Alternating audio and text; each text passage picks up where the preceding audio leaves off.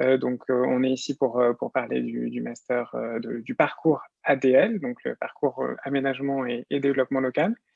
Ce qu'on va vous proposer, c'est quelques mots de présentation et puis ensuite un échange plutôt libre avec vous en fonction des questions que vous pouvez avoir. Est-ce que Sandrine, tu veux dire un mot ou est-ce que c'est pas pratique vu l'endroit où tu es? Je vais dire un petit mot. Par contre, j'ai pas de support PowerPoint. Je sais pas si tu en as un, parce que là, je l'ai pas. Mais excusez-moi, parce que moi, je vais être obligée, parce que j'ai peur d'être coincée après à la fac. Donc, je vais pas pouvoir rester très longtemps. Mais si vous avez des questions après spécifiques, là, plus sur le M2, vous pouvez, je peux vous donner mon mail, enfin, et vous pouvez me contacter par mail pour les questions par rapport à l'apprentissage et tout ça. Parce que là, je vais pas pouvoir rester très longtemps. Mais voilà, on peut déjà vous présenter de façon générale le parcours. Mais après, sur le M2, ou alors faire un autre moment, une petite réunion si vous souhaitez. Excusez-moi. Très bien, merci Sandrine Ballon. Il n'y a pas de difficulté. Alors, j'ai pas prévu de PowerPoint, mais j'ai prévu de vous dire quelques mots d'introduction pour vous expliquer un petit peu comment fonctionne le master et quels sont nos objectifs. Alors, je voulais vous dire que donc ce parcours MESSI ADL, donc c'est un parcours dans lequel on s'intéresse, comme son nom l'indique, à l'aménagement et au développement local, c'est-à-dire à toutes les actions qui permettent le développement des territoires au sens économique, mais aussi au sens social, environnemental, patrimonial, éducatif, etc. Et donc, on vous forme notamment à trois choses dans le cadre de ce parcours: à identifier les ressources et les acteurs sur lesquels les territoires peuvent s'appuyer pour organiser leur développement. On vous apprend à élaborer des projets pour mobiliser ces ressources et pour articuler ces acteurs en lien avec des dispositifs de financement ou d'accompagnement de projets qui sont européens, nationaux, régionaux ou locaux. Et puis, on vous apprend aussi à assurer le suivi, la mise en œuvre et l'évaluation de ces projets sur le long terme. Par rapport à ça, ce qu'il faut avoir en tête, c'est que nous ne sommes pas deux choses. Nous ne sommes pas un master à proprement parler d'urbanisme, dans lequel on apprendrait à monter des opérations de développement urbain, de construction d'immeubles, etc. Et nous sommes un master qui forme surtout des professionnels appelés à travailler en France, mais dans tous les types de territoires, aussi bien en milieu rural qu'en milieu urbain. Ça ne veut pas dire évidemment que dans le cadre du master, on travaille que sur la France. Il y a bien sûr des comparaisons internationales. On fait habituellement, quand on n'est pas confiné, un voyage à l'étranger. Donc, on a quand même des éléments comparatifs qu'on est amené à vous proposer. Mais on forme essentiellement des professionnels du droit et de la pratique de l'aménagement et du développement local en France. Il me semble que par rapport aux autres masters du même type, on a au moins quatre originalités. La première, et je pense que vous l'avez bien comprise par rapport aux propos de M. Moati tout à l'heure, c'est la question de l'ancrage interdisciplinaire. Vous avez vu qu'on s'intéresse au développement des territoires dans un sens large, donc ça veut dire qu'il faut être capable d'avoir des connaissances en économie, en sociologie, en géographie, etc. Et donc cet ancrage interdisciplinaire, il se fait dans le cadre du master MESSI, donc avec nos collègues socio-économistes, et puis il se fait aussi dans le cadre notamment du master 2, avec des collègues de l'École nationale supérieure d'architecture Paris-Val de Seine qui participent à plusieurs de nos enseignements. La deuxième originalité que vous avez comprise aussi, c'est qu'on est un master 2 en alternance, donc qui est organisé sous le format 3 jours dans une entreprise, une collectivité ou une association et 2 jours à l'université. Et donc, c'est un dispositif de professionnalisation, mais qui n'intervient qu'à l'échelle du M2. Le master 1 n'est pas en alternance. Une troisième originalité, c'est qu'au cours du master, on a la pratique du travail en groupe et notamment en atelier. C'est quelque chose qui est présent dans plusieurs de nos enseignements, notamment en master 1 sur les questions de diagnostic territorial, et puis en master 2 sur une commande qui vous est passée et qui aboutit souvent à un déplacement pendant une semaine où on fait un travail intensif en réponse à une commande dans le cadre d'un atelier. Et ça, c'est un autre de nos dispositifs de professionnalisation. Et puis enfin, je pense qu'une autre des originalités qui est importante à avoir en tête par rapport à certains autres masters franciliens, c'est le fait qu'on a de relativement petites promotions, autour d'une quinzaine d'étudiants, ce qui est très avantageux, notamment parce que ça nous permet d'avoir voilà, des groupes avec lesquels on peut aller dans le détail, des travaux qui peuvent être très suivis, et en même temps pas un enfermement dans ce petit groupe, puisque comme vous l'a expliqué Philippe Moati, on a aussi des cours qui sont partagés avec les autres mentions du master. Donc ça permet d'avoir à la fois le plaisir de croiser beaucoup de gens et puis de partager des connaissances avec des gens qui travaillent dans d'autres disciplines, et puis à la fois pour les cours spécifiquement ADL, d'avoir un suivi qui est vraiment rapproché. Pour vous donner une idée sur les parcours de nos anciens étudiants, ils sont généralement recrutés dans deux types de situations, ou bien comme des généralistes du développement local, c'est-à-dire qu'ils sont engagés par des collectivités, principalement par des collectivités ou des groupements de collectivités locales pour s'occuper de tous leurs enjeux de développement. Donc ça peut être des postes, par exemple, comme agent de développement territorial, chargé de projet de développement territorial, responsable de l'animation locale, responsable du service développement, animateur de pays. Donc ça, c'est des postes qui sont plutôt généralistes. Et puis, on a aussi des anciens étudiants et des anciennes étudiantes qui sont plutôt recrutés sur des politiques sectorielles ou thématiques, c'est-à-dire qui sont spécialisés dans des enjeux un peu plus précis, enjeux qui sont abordés dans les différents cours au sein du master. Donc ça peut être par exemple des responsables du service politique de la ville, des chefs de projet politique de la ville, des responsables de service aménagement, des chargés de mission de relogement, de réhabilitation de l'habitat, des chargés d'opérations programmées d'amélioration de l'habitat, des coordinateurs de développement social ou des agents même de développement social et culturel. Donc vous voyez, ça donne une idée de la palette de métiers qui peuvent être à la fois des métiers généralistes et à la fois des métiers un peu plus spécialisés thématiquement. Et puis nos étudiants travaillent du coup beaucoup dans des collectivités territoriales, donc ça veut dire dans des communes, dans des départements, des régions, mais pas exclusivement. Et ils travaillent aussi dans des associations. Ils travaillent aussi dans des bureaux d'études, notamment des bureaux d'études en aménagement et en urbanisme, excusez-moi. Et donc, ils travaillent aussi de plus en plus chez certains acteurs du développement urbain qui développent certaines de leurs missions en développement local, et je pense notamment à des organismes de logement social, par exemple. Donc voilà pour une présentation très générale de qui nous sommes, ce que nous faisons et qui nous formons. Pour vous donner une idée un petit peu plus précise de la structure du master, je vous propose de partager pendant juste quelques minutes le site du master que vous avez peut-être déjà eu l'occasion de regarder.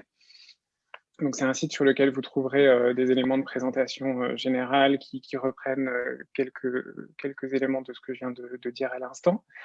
Et c'est un site qui a aussi l'intérêt de vous présenter de façon détaillée l'année de Master 1 et l'année de Master 2. Donc je vous propose qu'on jette juste un œil à l'année de Master 1 pour que vous ayez une idée un petit peu des enseignements et de la façon dont tout cela s'organise. Vous verrez du coup que bon, c'est assez fréquent dans les masters. Vous avez des enseignements qui sont des enseignements plutôt généralistes et qui là sont partagés entre les trois options du master Messi. Donc c'est cette UE-là, cette grande unité d'enseignement mutation du monde contemporain. Vous avez des éléments de méthodologie, et là c'est l'avantage du master Messi, c'est que vous avez aussi bien des éléments de méthodologie qui sont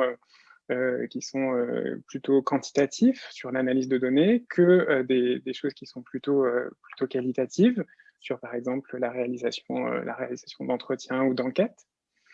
Vous avez donc une UE sur la langue et l'expression écrite et orale, et puis vous avez des enseignements thématiques dès le M1, dès le premier semestre de M1, qui vous permettent de vous spécialiser en aménagement et développement local.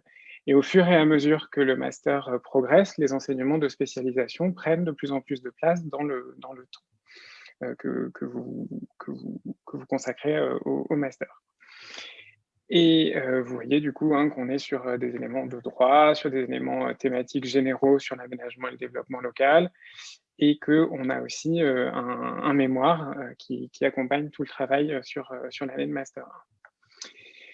Donc voilà pour quelques éléments de présentation générale, et vous voyez qu'au second semestre, hein, on approfondit un petit peu plus ces enjeux de développement local, et on continue, on poursuit dans cette logique de spécialisation à partir d'un socle commun vers la professionnalisation.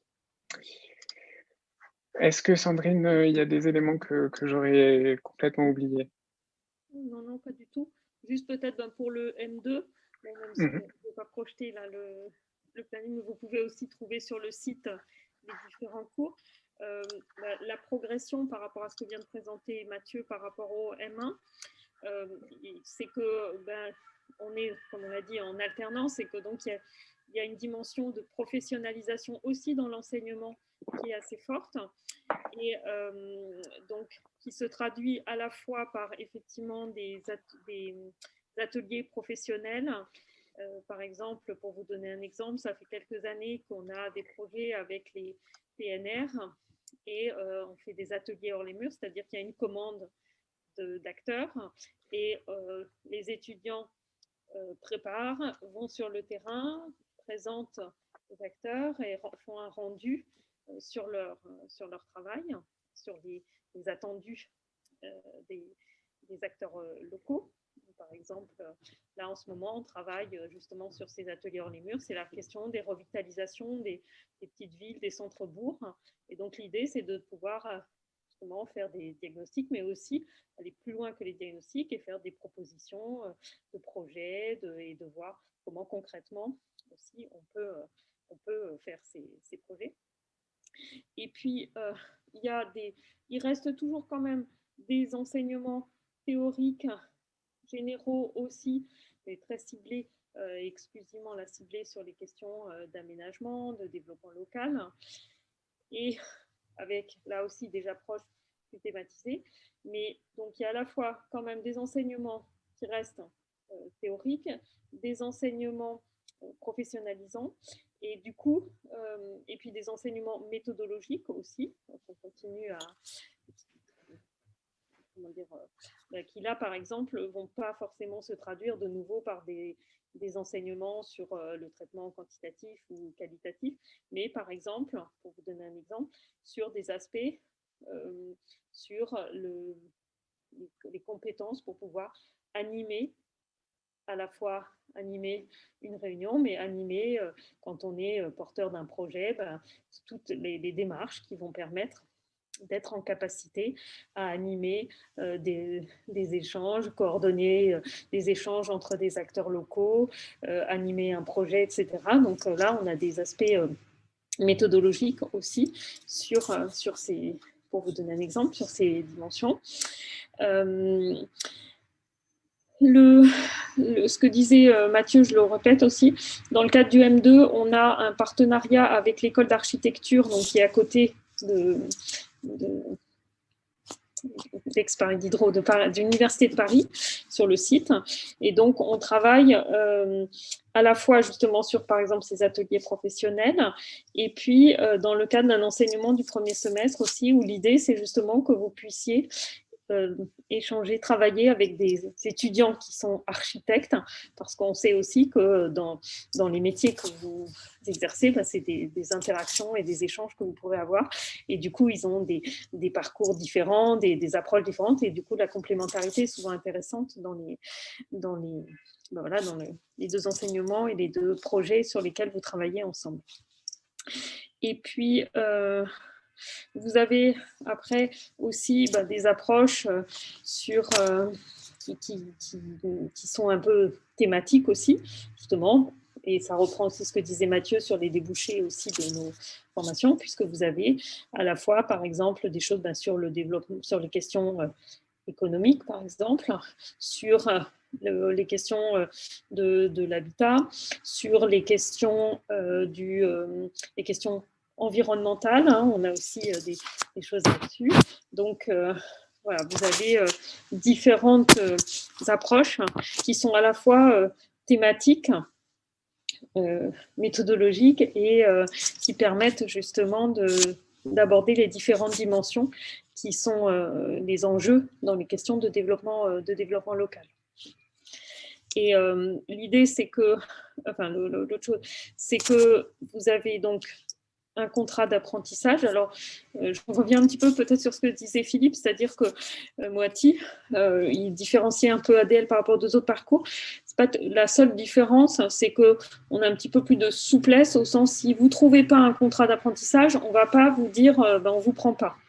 Mais par contre, on vous incite et on vous accompagne pour que justement vous puissiez trouver un contrat d'apprentissage. Et ça fait 3 ans que le master ADL est en apprentissage. Et bon, mis à part un peu cette année, mais dans un contexte un peu particulier, les 2 autres années, les étudiants à 100% avaient un contrat d'apprentissage. Et là, il y en a juste 1 ou 2 qui n'en ont pas encore, mais en tout cas, on vous incite vraiment parce que c'est, je vous avoue, nous, c'est donc quelque chose d'assez récent dans le master. C'est à la fois très positif pour les étudiants. Si d'ailleurs vous avez envie à un moment d'échanger avec des étudiants, vous pouvez nous demander, je peux vous donner quelques coordonnées d'étudiants. Et pour les enseignants aussi, c'est intéressant parce que comme vous êtes en contrat d'apprentissage a priori au début de l'année, vous commencez en septembre, en octobre ou plus tard, et le fait que vous ayez justement une expérience en cours professionnel fait que vous êtes souvent, les étudiants sont beaucoup plus comment dire, ils sont prêts à interroger au moment des enseignements par rapport à ce qu'ils sont en train de faire.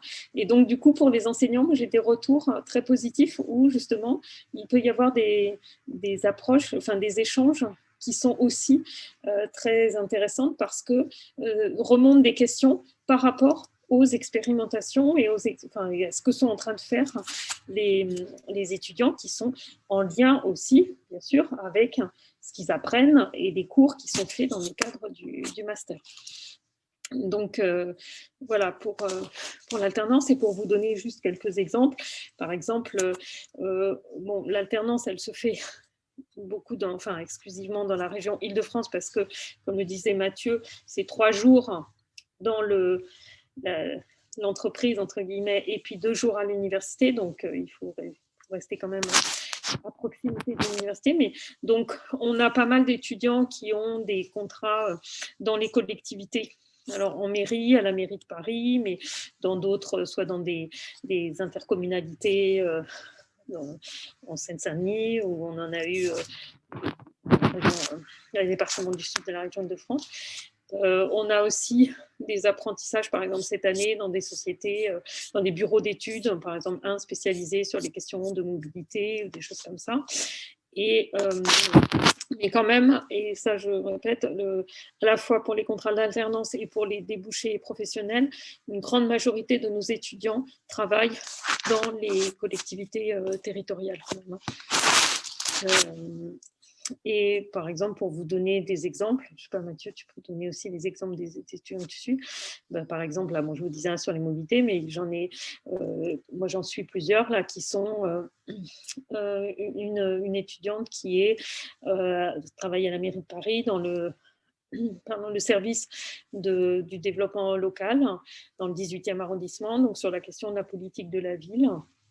Et donc, elle a une mission en tant qu'agent de développement local dans le cadre de ça. Une autre qui travaille sur les questions de l'habitat et notamment du logement pour les défavorisés, par exemple, et des démarches qui sont mises en place. Et Mathieu, toi, tu suis d'autres, tu peux peut-être donner 2 exemples de contrats d'apprentissage.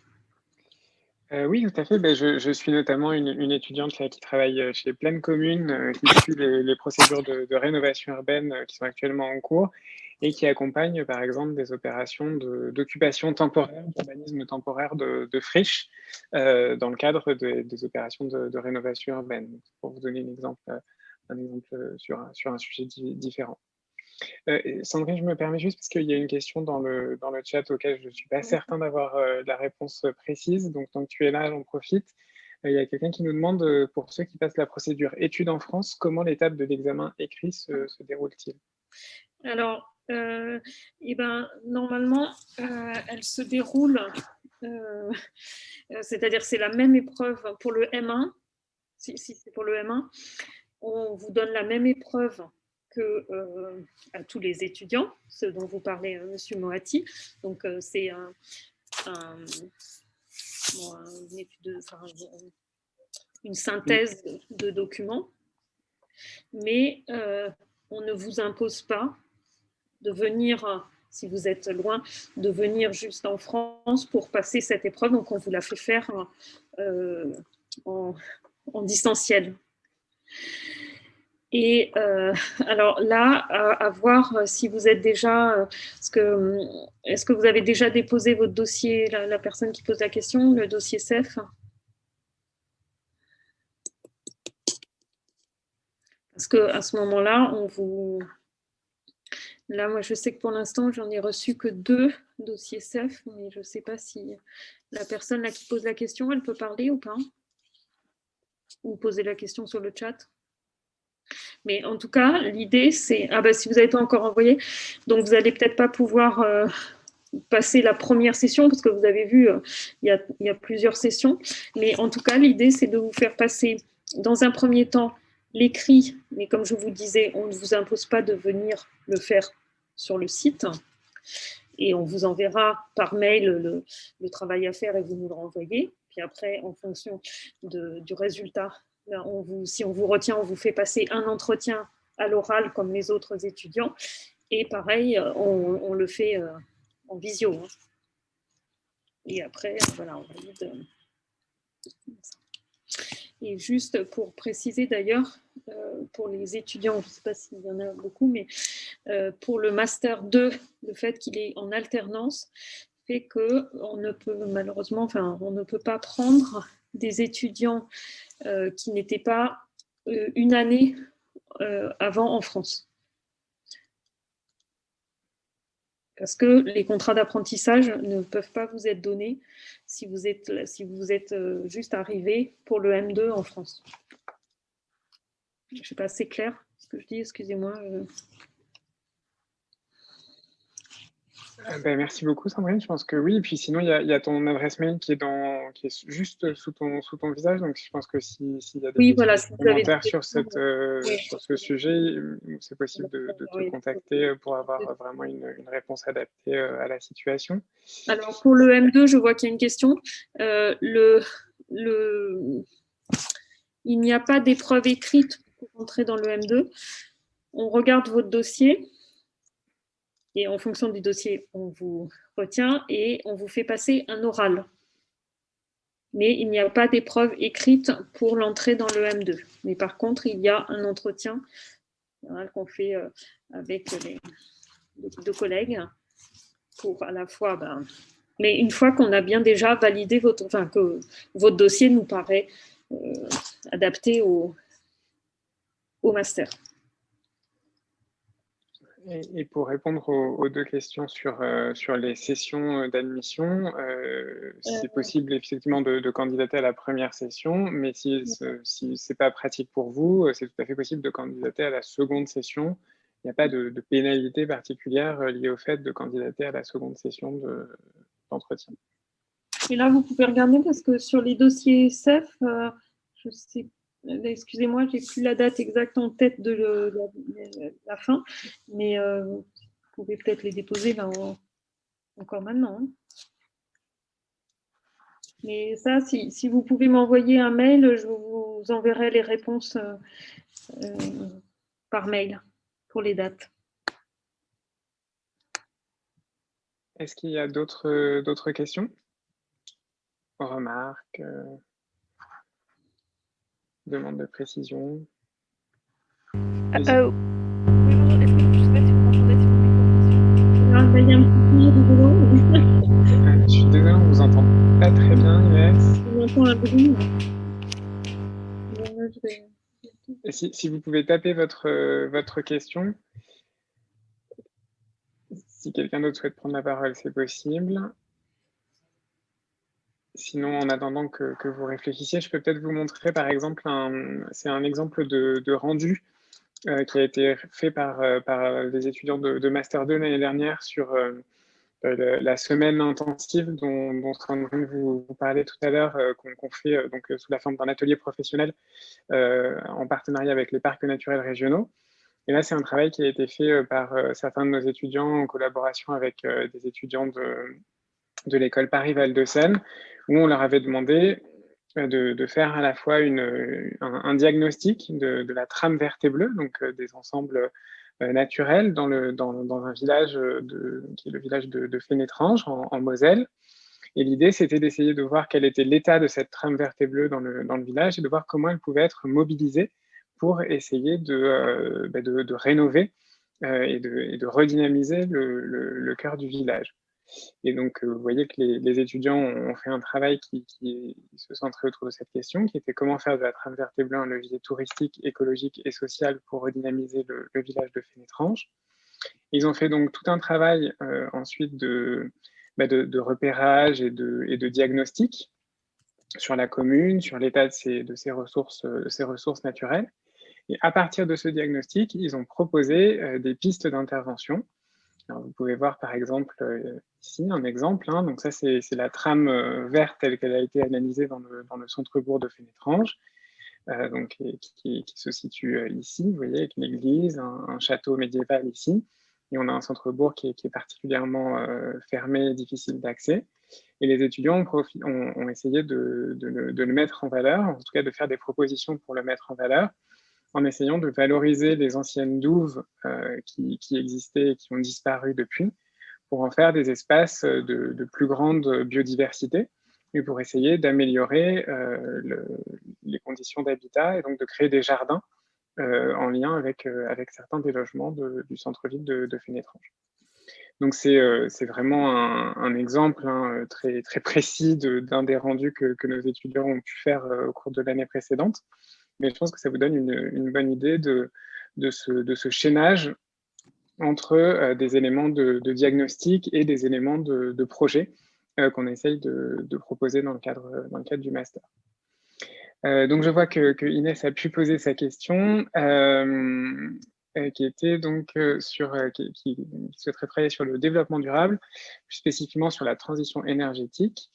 Alors les enjeux de transition énergétique ne sont pas au cœur de notre formation.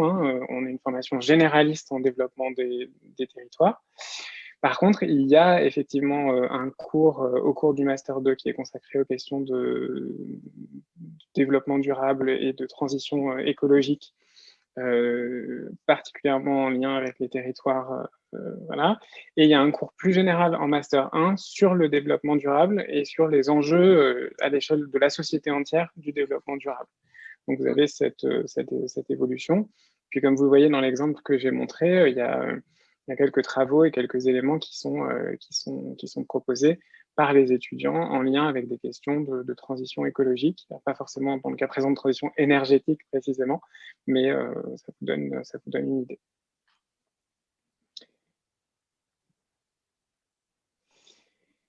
Bonjour. Bonjour. Je voudrais poser une question par rapport à l'intégration du Master 2. Je voulais savoir en fait si on doit déjà avoir une idée en fait calée d'un projet de mémoire en fait pour candidater au Master 2. Alors, en ce qui concerne le mémoire, je vais parler du mémoire en Master 1 et en Master 2, comme ça permettra à tout le monde d'avoir des éléments. Donc, le mémoire en Master 1, c'est vraiment une introduction au mémoire de recherche. On ne vous demande pas d'arriver avec un sujet déjà calé. C'est-à-dire que ce qu'on fait, c'est qu'on accompagne les étudiants tout au long du premier semestre dans la construction de leur sujet de mémoire. Et donc, on leur demande de faire un mémoire de recherche, c'est-à-dire d'avoir une problématique qui s'appuie sur une connaissance de la littérature scientifique et puis des connaissances existantes. Et à partir de cette problématique, de mettre en œuvre des méthodes qui permettent d'apporter des réponses nouvelles à partir d'un cas ou d'une série d'exemples. Donc ça, c'est ce qu'on fait dans le cadre du Master 1. Et donc, il n'y a pas besoin d'avoir le sujet au moment où on arrive, même si c'est toujours utile d'y avoir un peu réfléchi, ou en tout cas d'avoir identifié vos points d'intérêt. Pour ce qui est du Master 2, c'est un mémoire, alors je ne sais pas si vous avez vu sur le document qu'on vous a montré tout à l'heure, qu'on appelle un mémoire de projet, donc ce n'est pas vraiment un mémoire de recherche. et c'est un mémoire qui est en lien avec votre alternance. C'est-à-dire qu'il faut qu'on vous demande de vous appuyer sur l'expérience et les éléments que vous recueillez en termes d'informations au cours de votre alternance pour mettre en place un mémoire qui va essayer de mettre en problématique et puis essayer d'approfondir certains des sujets que vous avez vus au cours de votre alternance. Voilà, donc pour vous donner un exemple, hein, il y a une étudiante là qui travaille avec moi sur la question des copropriétés dégradées et qui va essayer de faire son mémoire. Donc sa mission, c'est d'accompagner la réhabilitation de copropriétés dégradées. Et elle va faire son mémoire plus précisément sur en quoi est-ce que l'intervention sur les copropriétés dégradées permet de faire un projet de territoire autour pour ne pas se limiter simplement à la rénovation du bâtiment. Donc c'est un bon exemple de comment une complémentarité entre son activité dans le cadre de l'alternance et le mémoire qu'elle va faire. D'accord, merci beaucoup. Je profite pour rappeler à Madame Sandrine que je lui ai envoyé un mail par rapport au contact des anciens qu'elle devait me communiquer. Merci. Merci. Par contre, peut-être, moi, je vais être obligée de vous laisser, mais juste, effectivement, dans la candidature, on ne vous demande pas un sujet de mémoire, mais on vous demande bien une lettre de motivation. Donc, ce qu'il faut, c'est montrer pourquoi vous avez envie de faire ce master, qu'est-ce que vous aimeriez faire, mais ce n'est pas forcément sur le mémoire, mais en tout cas, de montrer un peu quand même les thématiques qui vous intéressent, les choses qui vous intéressent par rapport à cette formation et ce que vous auriez éventuellement envie de faire. En tout cas, pensez bien qu'il y a une demande de lettre de motivation pour l'entrée dans le master, même si effectivement on ne vous demande pas un sujet précis pour l'instant de mémoire, mais quand même de dire un peu les choses qui vous intéressent. Pourquoi vous avez envie de faire ce master. D'accord, madame. Merci beaucoup. Et après, sur le fait qu'il y ait effectivement 2 mémoires, un en première année et en deuxième année, notamment aussi le premier mémoire que vous faites, ça peut vous donner déjà, si vous avez envie de travailler sur un sujet, mais après, du coup, vous pouvez aussi, dans nos recherches de contrats d'apprentissage, chercher des choses sur ces choses-là, concrètement, etc. Donc, il peut y avoir aussi, alors pas forcément, mais ça peut être aussi un lien qui peut y avoir, et le fait de faire ce premier mémoire vous donne soit envie de continuer, d'approfondir, et du coup, d'aller justement voir concrètement comment les choses peuvent se mettre en place et du coup trouver, dans le cadre du contrat d'apprentissage, des choses sur les thématiques que vous aurez abordées dans le cadre du premier mémoire. D'accord. Mais j'ai une question en fait qui me vient là. Lorsqu'on vous déclinez les objectifs en fait de ce master, je vois beaucoup en fait d'attrait. Vous soulignez en fait que c'est vraiment pour travailler en France. Je ne comprends pas pourquoi l'insistance sur cette notion-là, puisque si on interroge vraiment les questions économiques, environnementales et l'élaboration et suivi des projets, en fait, ça peut vraiment être l'occasion de travailler à l'échelle internationale. Pourquoi insister sur le fait que ce master est spécifique à travailler en France?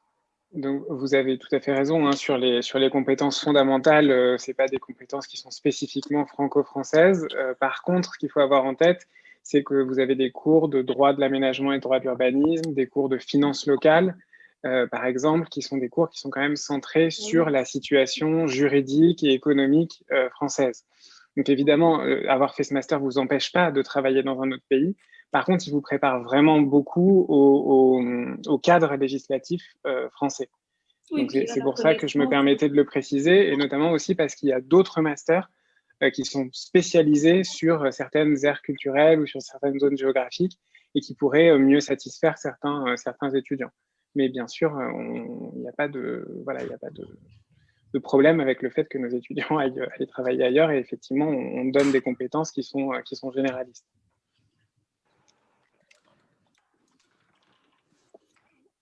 D'accord, merci beaucoup. Je vous en prie. Il y a une question dans le chat sur la problématique des risques en milieu industriel. Alors, ce n'est pas une problématique qui est beaucoup abordée dans les cours, peut-être principalement dans les cours liés au développement durable, justement. Par contre, c'est une problématique sur laquelle il est tout à fait possible de faire un mémoire ou de faire une alternance à partir du moment où on arrive à replacer cette problématique dans des enjeux, là aussi, d'aménagement et de développement local. Donc d'essayer de voir comment ces risques sont pris en compte dans des projets de territoire qui sont plus généraux, mais ce qui est une thématique qui est de plus en plus forte, hein, puisque aujourd'hui, avec la montée en puissance de la question de la résilience et de la prévention des risques, on essaye d'introduire la question du risque dans beaucoup d'aspects des politiques d'aménagement. Donc ça peut être un sujet sur lequel il est intéressant de travailler en mémoire, mais qui, encore une fois, ne sera pas au centre des enseignements.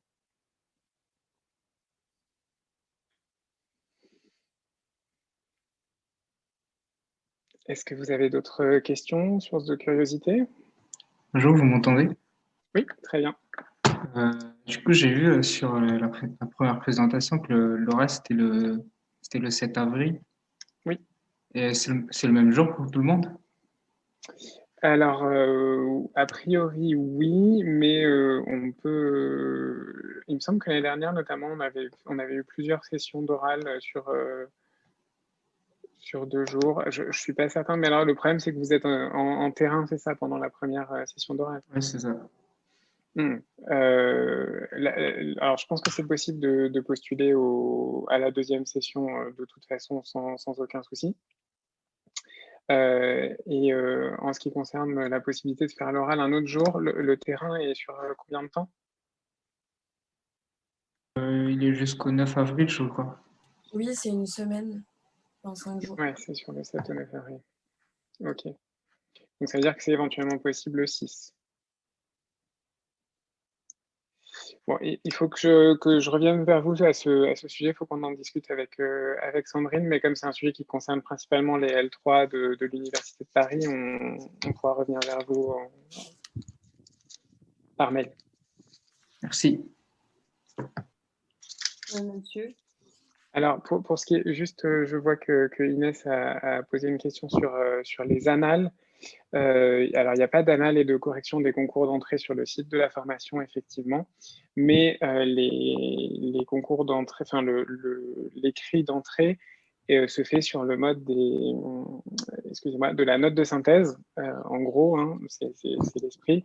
Et donc, c'est un exercice qui est assez balisé et vous pourrez trouver pas mal de guides méthodologiques sur le sujet avec des exemples d'exercices rédigés.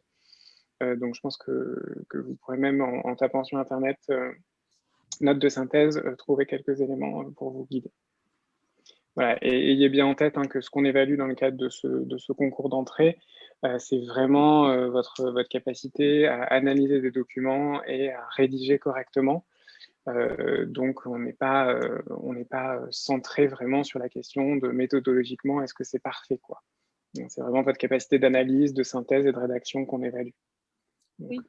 Vous surstressez pas avec cet examen-là non plus, quoi. Ouais, c'est vrai que c'est le fait de savoir faire une synthèse, d'écrire, de rédiger, c'est aussi très important parce que vous avez vu, il y a quand même 2 mémoires aussi à faire, entre autres, hein, mais 2 mémoires dans le cadre de ce master.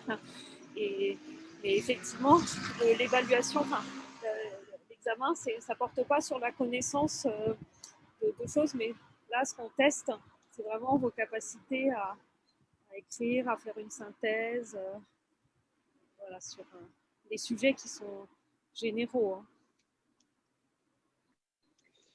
Alix, je vous ai interrompu alors que vous alliez prendre la parole. Ah non, mais c'était juste par rapport aussi au terrain. Il y a 2 types de terrain et le terrain en aménagement, il est du 5 au 9. D'accord. Ça prend toute la semaine. Ok, je vois avec Sandrine hors de ce moment-là, je reviens vers vous à ce sujet. Merci. Je vous mets Sandrine, vous avez mis son adresse dans le chat, je vous mets la mienne au cas où vous souhaitez nous contacter tous les deux pour avoir plus d'informations sur tel ou tel sujet. Est-ce qu'il y a une dernière question peut-être?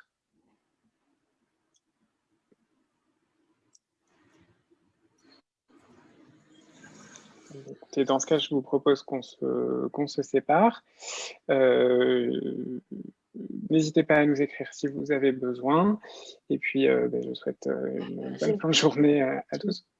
Oui, Cyril, allez-y. Sandrine Berroir nous a dit qu'elle pouvait nous donner des contacts des anciens étudiants et des étudiants actuels. Mhm. pour nous faire découvrir le master, etc. Est-ce que c'est possible d'avoir leur mail ou de pouvoir les contacter pour qu'ils... Oui, alors excusez-moi parce que là, je suis dans la rue maintenant.